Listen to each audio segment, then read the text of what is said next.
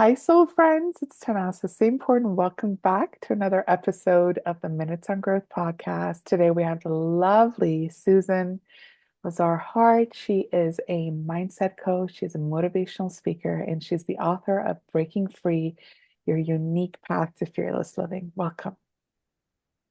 Thank you so much. Thank you, Tanez.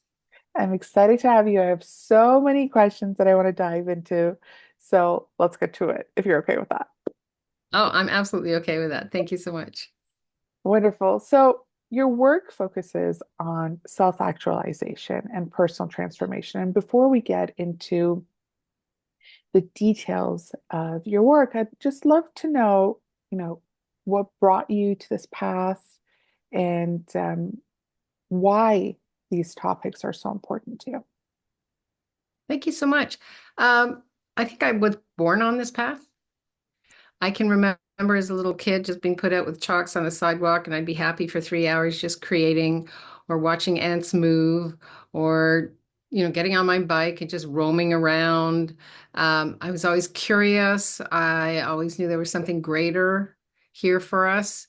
And I always knew that I was different in the way that I asked questions, in the way that in the way that I just was. And Mm. I kind of, as a young person, looked around for my tribe, right? And so yeah, so I was just always curious. My one of my brothers passed away when I was 10, and he was uh he was 21, and my mom said she remembers passing by a room in which I was explaining that we all have many lives to live to these younger people. And so she said, you always had a greater sense of we are part of something greater. Like I remember looking at the casket and my uncle pulled me away from the casket. It was an open casket, but I was just curious because I knew that wasn't him. It was like, oh, look, they put makeup on him. Oh, look. Like I knew his spirit was much bigger than his body. And Mm. so I came in, do believe that we're an infinite spirit that chooses a body for this experience on Earth School. I really do. And that everyone and everything we come in contact with is part of the contract we made in coming here. And so perhaps the contract I made in coming here and choosing this time right now was to just discover more about us and just pass that word along to others who are interested. And it's a way of being in the world that takes all the shame, blame, and regret out of the human condition, if you were. And so, yeah, and then I just followed my nose. I hitchhiked around the world when I was 19 or 20, just discovering things. I milked cows in Israel. I picked apples in Norway. I ran a whole group of tourism in Spain, and I didn't speak Hebrew, Norwegian, or Spanish. It's just like, oh, I wonder where the world is calling me today. And I think I've just continued that in raising my children, in being a painter, a creator, a creative, a seeker, and then at some point it was like, oh, there's all this other information I never knew about, like quantum entanglements. This makes sense. That we are part of everything we come in contact with. This makes sense that we are not separate on this planet. This makes sense. That joy that you used to Mhm. feel. I remember whipping my clothes off and jumping into a beautiful river when I was in Costa Rica when I was younger, and that feeling of aliveness, and we are connected to everything. So I think it's always been a part of me. And as a painter, uh, the years that I was an artist, practicing artist, that being in the studio, discovering tones and textures, and I was a figurative painter, so getting into the moods and of the human spirit and how do I translate that onto a canvas. I think it's always been with me. And the truth is, I think it's been with everybody. But for the most part, we get it drummed out of us when we're very little. Mhm. Yeah, Mhm. like don't be silly, don't be stupid. That's how many children run into their parents' room when they're very young and say, "There's something under the bed," and they're told, "Don't be a scaredy cat. Go back to your room. Don't be silly. Stop making things up." You have a big imagination. But the truth is, little children don't have that division. They do see spirits. And so, what would it be like if the parents, our parents, had come back and say, let me investigate that with you. And so that doubt that we were drilled into us, I must be wrong. You're right. I'm probably scared. I'm probably stupid. I'm probably this because you're the parent that takes care of me, that feeds me, that clothes me. And so we tend to hide our our our our lustrous awareness of a world greater than ourselves that includes ourselves. Mm. Wow. I've never looked at it from that perspective with the monsters under the bed. I love that.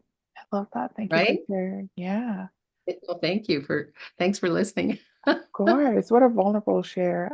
And as you were speaking, I kept thinking of, that saying of we're not human beings having a spiritual experience, we're spiritual beings having a human experience. And it's so Yeah. profound. But as a child, you know, going through that traumatic event that you went through and the perspective that you had with it, and, mentioning that you felt different, how did you cultivate that courage to pursue the inner knowing, even when it looked different than what other people were experiencing? I think because I just didn't fit in. Hmm. And no matter how hard I tried, I just didn't fit in. And I couldn't get why I don't fit in.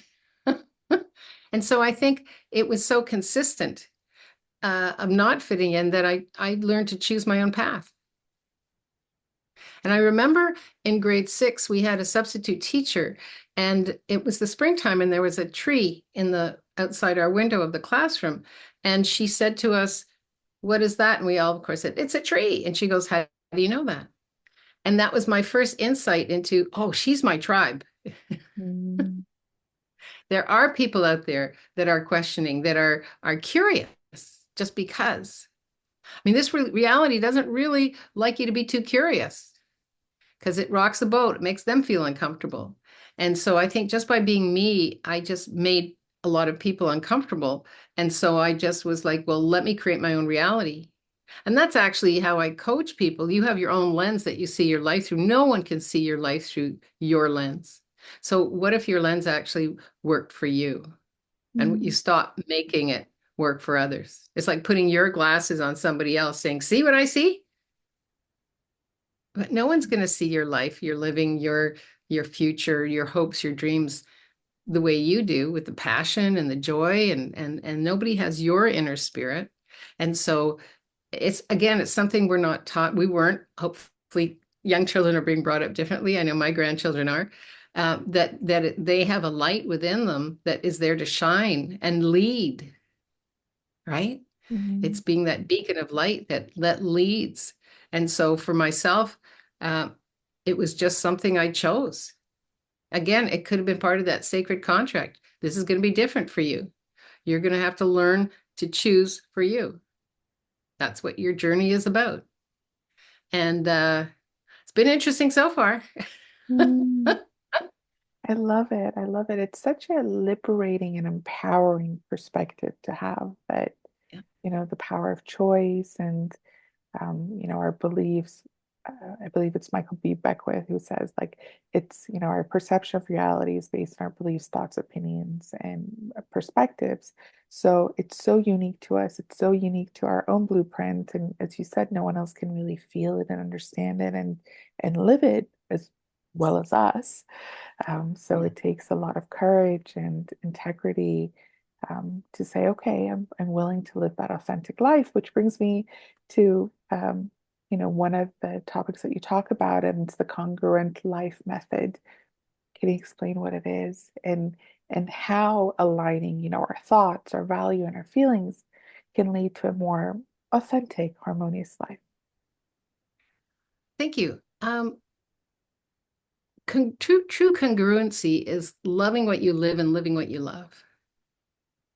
And and so, people will often come to me and say, "I got this organized, but this and this, no, And I'm like, okay, let's take an aerial view here.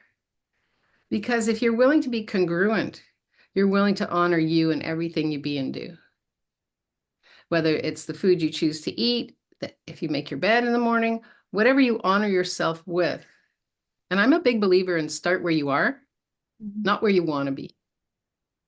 Like what's working for you right now? Is it congruent? Does it align with your values? Our values are our foundation. So, for instance, if your values are curiosity, discovery, kindness, compassion, open-mindedness, uh, self-care, well, are you honoring those values in everything you be and do, who you choose to be with, how you choose to create income, uh, what your choices are when you wake up in the morning? And that's being congruent. It's that thread that runs through you. I always say it's a deep river that runs through you. It's always there. It's always been there. But we've been taught to block it off. Like, Mhm. wait until you get this and then you can do that. But as soon as I get the money, I know have the relationship I want. Well, it doesn't actually work that way. What are you cutting off? What are you incongruent about? That's having you focus on one thing without realizing you are a whole being, right? Your heart-centered whole being. So what are you ignoring about yourself that actually is asking to come through with everything you be and do? Because it does. Mhm. Mhm. As you were mentioning, like, what wants to come through, um, I thought of another topic that you also talk about, and it's how like certain unwelcome changes can really lead to profound transformations. Absolutely. When, a challenge comes up, um, a detour comes up, how can we best utilize it so that we can gain that awareness of what wants to come through, what wants to break free, as your book suggests. Like, how can we be intentional with that moment? Because once like a challenge comes up, it's very common for us to be like, oh, like go into victimhood consciousness, or to, be so preoccupied with what's happening that we're not pausing to go with it. So, if you'd like to share an experience of like a personal challenge that Ah, led to growth, anything oh yeah. to give us more insight into that. Absolutely. I think that we challenges, or some people call them problems, are created for us to leapfrog over. They're not there for us to wallow into. So a perfect example, thank you for asking, is I was a painter for 20 or 30 years and a printmaker, and all of a sudden I created heavy metal poisoning from all the toxins I was breathing in. And here's this life that I thought, I finally fit in. I'm an artist. I am an artist. I am a Mhm. painter. I fit in. I can have galleries and shows and all of this stuff. And people leave me alone when I'm in my studio, and I can raise my kids, and it all works. And I remember being in bed, kind of just recovering and asking myself, well, if I'm not a painter, who am I? If I'm not showing my work here, who am I? And then I realized all of a sudden, I was like, oh my gosh, I'm not an I am I'm an I am. And I started really doing lots of work, studying on what is it that I missed? What information did I miss that is actually here for me? And I did lots and lots of research. I went back to university and I got my certification in coaching and personal and professional coaching. I worked with the modality for about 15 years, energetic body healing. I just started to investigate different ways of being, body, mind, and soul, because all of this information that I was reading had to do with the universe, had to do with quantum entanglements, had to do with that whatever's created out there is created in here. Everything's created twice. And once I started to kind of get this information, it I wouldn't have necessarily, we don't know, but it Mhm. was that time in my life that I was looking for some answer to this, like who will I be next? To realize that to stop looking for a purpose, that we are here on purpose. And that was like, oh, I found my purpose. I'm a painter. Well, no, I'm here on purpose. I chose this life. I chose to ignore all the toxins And so it's choice. And there's nothing wrong with any choice. Like there's nothing wrong with us. There's nothing wrong with choice. Where is it leading me to? And if I look at my human design, I don't know if you know it, Hmm. but I'm a generating manifester. So of course I would have been an apple picker and a animadora in Spain and a jewelry maker and a pottery maker and a printer and a thing and a that and this and make cookies and raise my kids and it's like now what else can I write a book and this is who I be. This is, we are here. Emile Zola, the French philosopher, said we are here to shout out loud, right? We're not here to hide ourselves. And I think that's a perfect example of when something pops for you and instead of looking at it as a problem, you could ask yourself, okay, what's my awareness here? What would I love, like here into the future? What would I love to create? What am I resisting in the awarenesses that I'm getting? And who is out there that could contribute to me? I'm a big believer in reaching out. I have mentors. I'm a mentor. I'm a coach. Who is out there who I can? And once you start asking those questions, that information shows up, right? The Hmm. support you need shows up. It can happen in the weirdest of places. I'm often asking my guides, "Am I on the right path?" And my guides often show me a dime and right, a dime and I'm whenever I ask him, can I need a sign here, I'm on the right path, and I get a dime and I'm like, okay, just keep going, because this is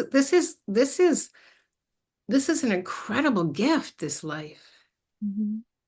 And and there's a whole reality that's based on blame, shame, and regret. It doesn't have to be your reality. It's just that you were never given the tools to work with. Oh, okay, this isn't working for me. So I wonder what else is possible? What else would I like to create? Who am I asking to be? And that's always with appreciation and gratitude,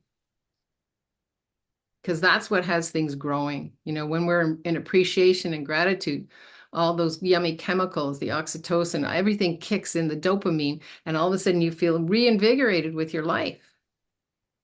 If you go down the rabbit hole of of binging, and I say binging because this reality wants you to really get into it.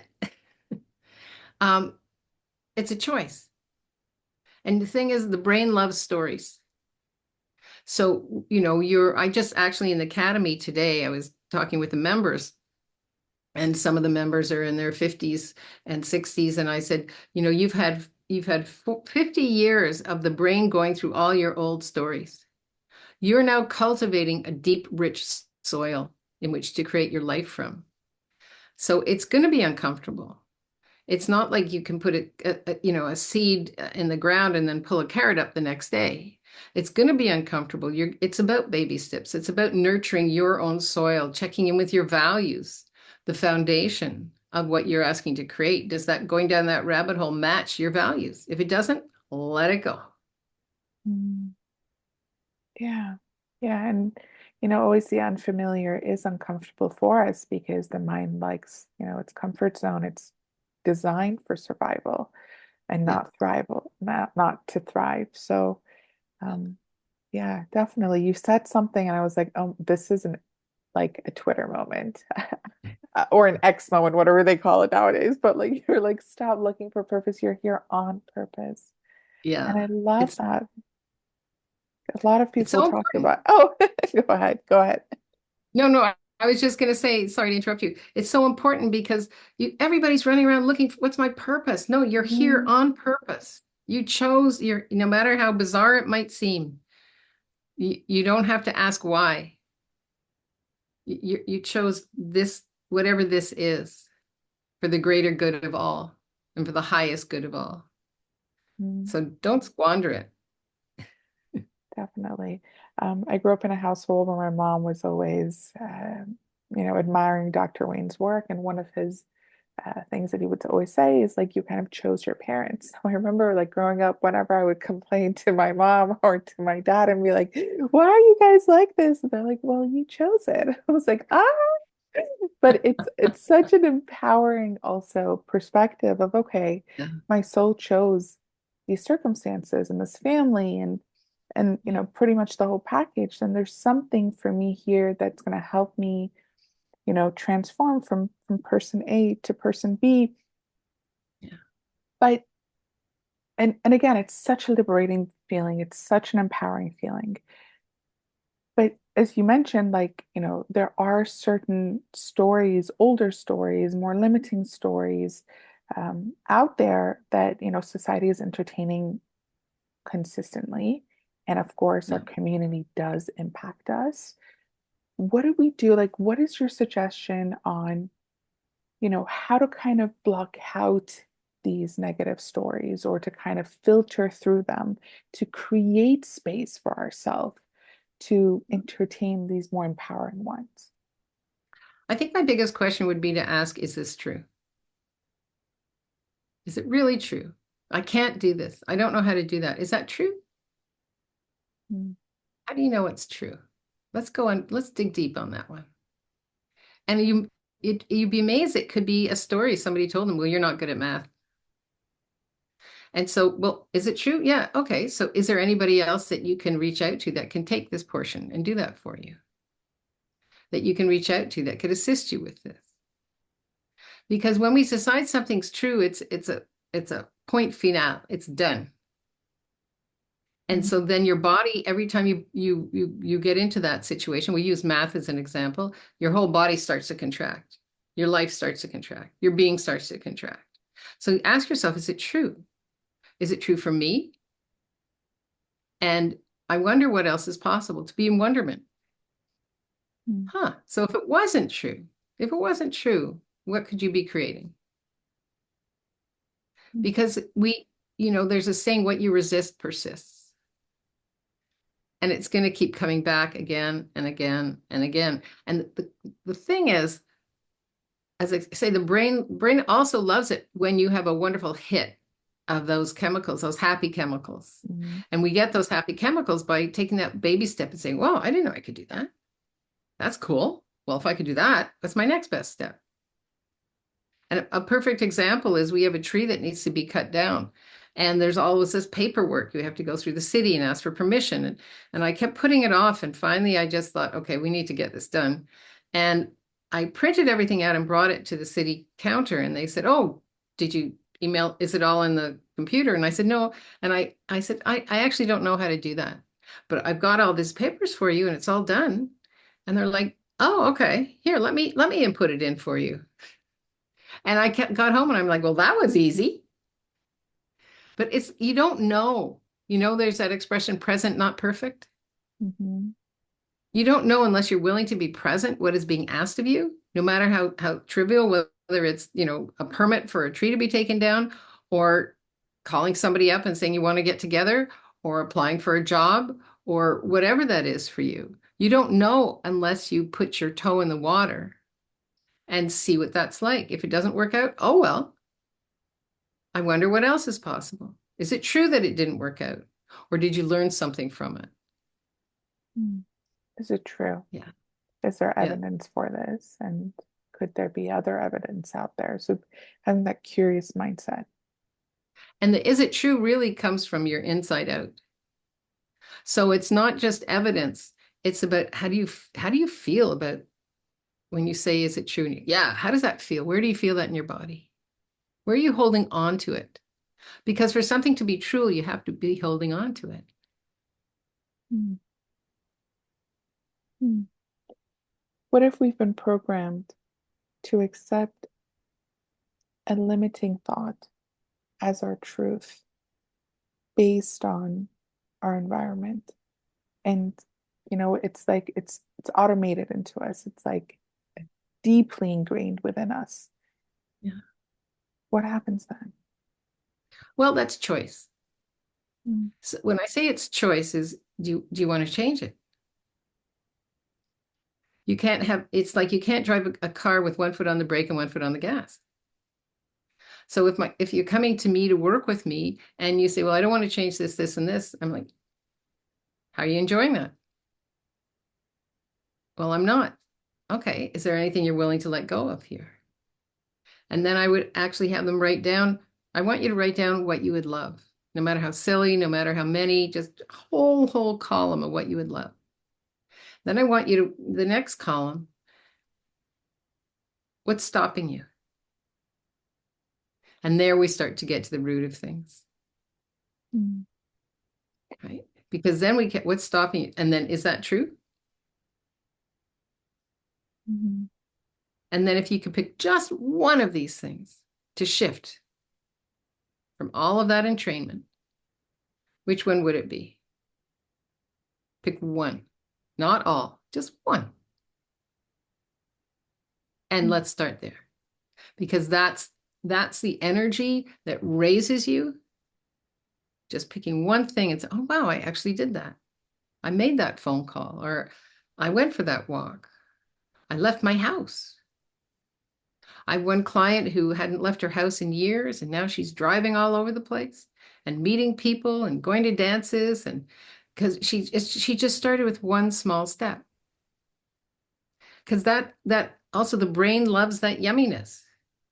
So I say, take an old story, replace it with a new story. I'm the kind of person that goes out of the house and has a great time. I'm the Mm. kind of person that started my own business.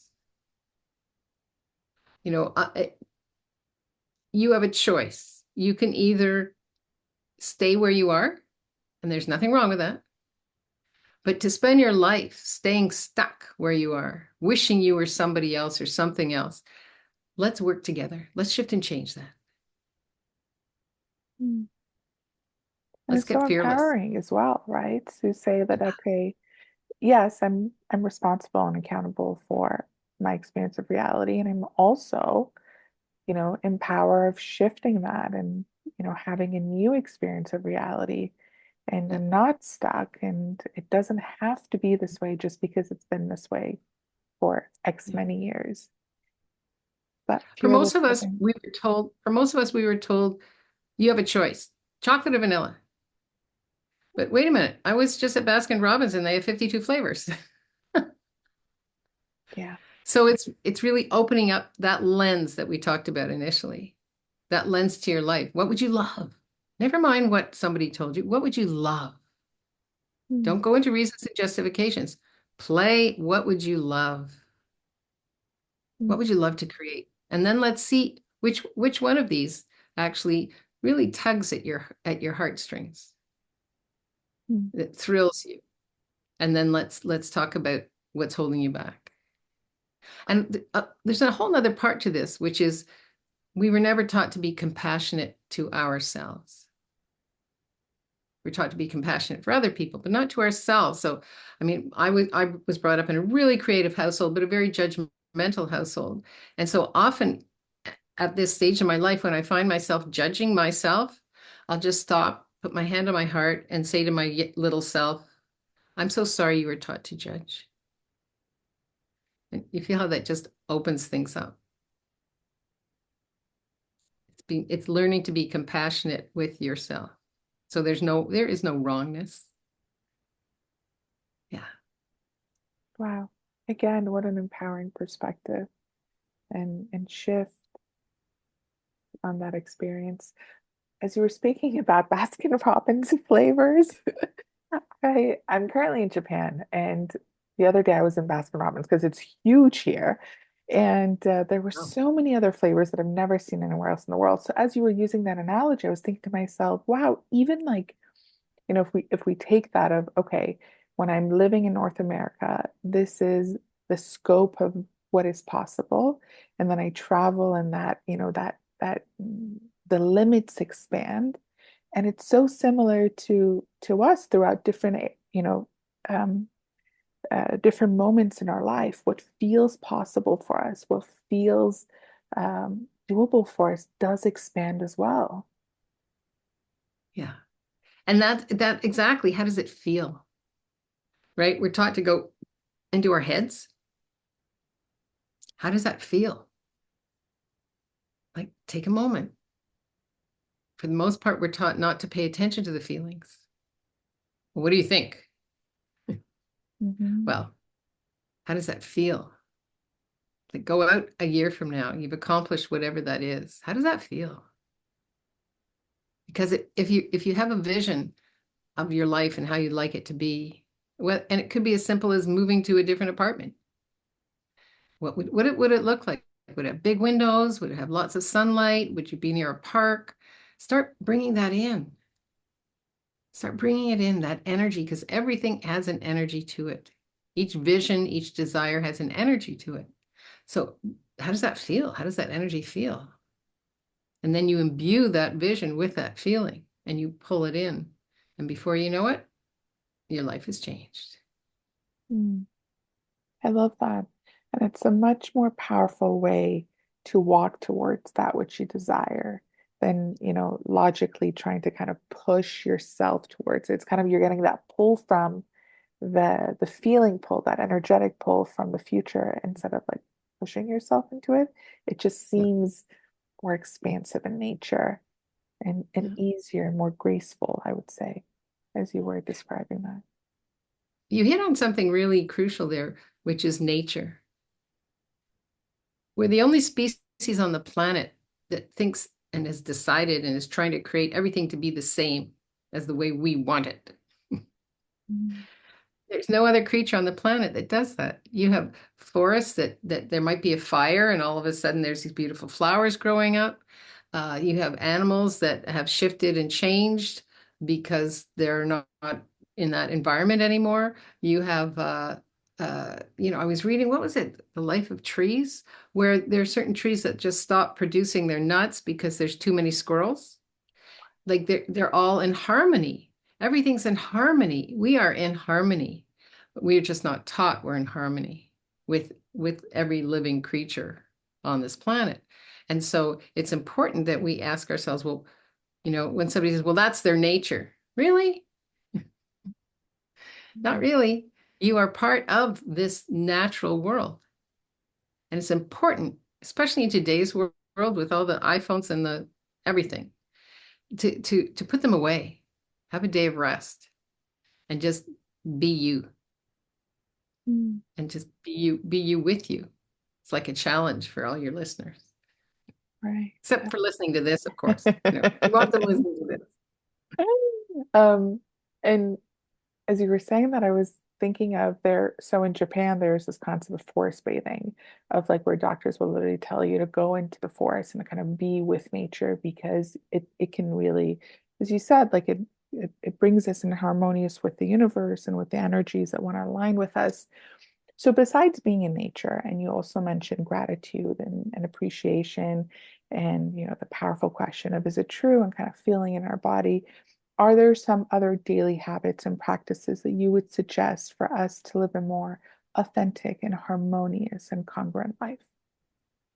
Well, I always, for myself, and what I pass on to my clients is how you start your day is how your day begins. And so it's not about, there's some people that it's the 5 o'clock club or as soon as you wake up, meditate or whatever that is. If that works for you, God bless. That's wonderful. But realize you are shifting and changing all the time. And how you start your day is how your day begins. So for myself, when the weather is great, I always walk in the morning. It's the first thing I do. And before I go to bed, I put my walking clothes, my, sweatpants out, my running shoes, so that it's a no-brainer. And because it starts my day with just clarity, clearing everything out, appreciating what's around me, thanking my body for moving, getting the juices going.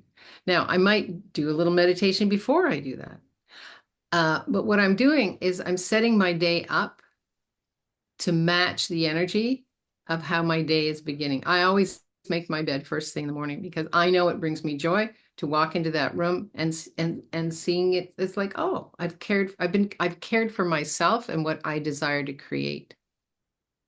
And so I would say it's when you wake up with yesterday's sorrows and woes, you're bringing them into today and you're actually strengthening them because they're not real. It's the story you created yesterday of how important they were and brought them into today rather than, I wonder what I could do to shift this. And ask, when you wake up in the morning, I wonder what information is here for me. Like I always say, who am I today and what grand and glorious adventure can I be, do, have, create, change, choose, instill into my life and living? It's your life, it's your living. And so I would say the first thing I would say is ask yourself, how do you start your day? Does it set things up? Even when my kids were little, I'd go down to the Y at 6:30 in the morning and swim, and then come back and do the do. Because there was something I knew about movement, Mhm. bodies, and just having that space for you. It's that quiet time for you that starts your day off. And again, how you finish your day is how your day finishes. When you look in the mirror, are you happy with who you see? Right? Is there gratitude? Do you have appreciation at the end of the day? I'm so grateful for the bed that I'm in. I love my pillow. Thank you, sheets. Right? Mhm. It's that uncompromising honoring of you. So there's no wrongness. It's just about being really, really, really present. Mm. Yeah. Uncompromising honor of you. And I the like thing is, what again, when your brain starts getting used to you honoring your word to yourself, you get those great dopamine hits. And it's not about setting something up that you have to do all the time, but just ask yourself, what would create the greatest amount of possibilities for me Mm. today? What a great question to ask when you wake up. What would create the greatest amount of possibilities for me today? I wonder. Send it in. Because you're Mm. not just talking to you, you're talking to your guides, you're talking to the archangels, you're talking to the universe, you're talking to those connection points. It's like, I'm ready, let's go. Love that. Again, such an empowering feeling to start your day with of, okay, let's co-create something beautiful and on a blank canvas with intention instead Yeah. of being on autopilot from yesterday's, exactly as you said, sorrows and stories that don't belong to today story. I mean, that's how animals are, right? Like a dog, dog wakes up in the morning going, hi, where are we going? What are we doing?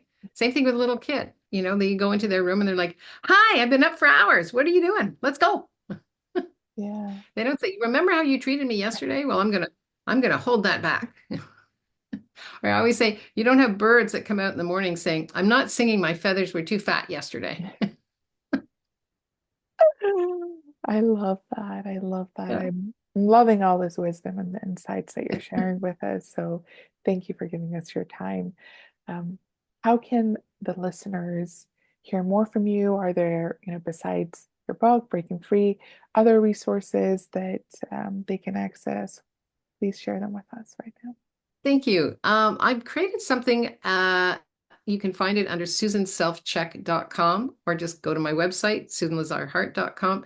It's called the Transformation Toolkit, and it's really for you. It's for you to go in, check out, am I really being congruent here? I've got about 15 questions. It's your own little cycle breaker quiz, and I call it a cycle breaker quiz because as we've been talking about during this whole wonderful podcast, we all have those cycles we were brought up with that aren't Mhm. ours to begin with. And we somehow we're caught in them. So this will give you a sense of which cycle are you actually caught up in. Maybe you're not, maybe you are. And then I offer a 5-minute exercise to just release all of that. And it's my gift to your listeners. And that's how they can find me. Go to susanlazarhart.com or selfcheck.com. Yeah. Amazing. And I'll put that in the show notes for people to easily access with a click. Um, Anything else that you'd like to leave us Yeah, with? I just want to give a shout out for the way that we've been talking and going back and forth with questions and awarenesses and taking the time to just, that's what my book is all about, breaking free, your unique path to fearless living, because everyone has their own unique path. And I created it in chapters. So at the end of every chapter, there's a journaling and questioning. And people can actually, I've heard people, I read the whole book in one day. Or they can say, oh my God, I didn't realize there was all this cool journal questions. I'm going to take it with me on vacation and do some writing. So it's those kinds of questions we've been asking about that are in the book, Breaking Free. And I urge your listeners to go out and get a copy and take the time to do those different chapters and see what that creates for you. Mm, amazing. Thank you so much for sharing all of that. I'll put the link to your book in the show notes as well, so the Thank you. audience can purchase it, so they can sit with the really powerful reflective journal prompts, so that they can be intentional, so they can choose a better story. And it's honestly been so amazing having you on here and just listening to you. It's for me this whole this past hour, if you were to ask me how did I feel, I felt very expansive and liberated. So thank you for creating that space for these feelings to come to the surface. Well, thank you, Tannaz, for inviting me. I'm so honored and grateful. Thank you. Amazing. Thank you everyone for listening. We'll speak soon.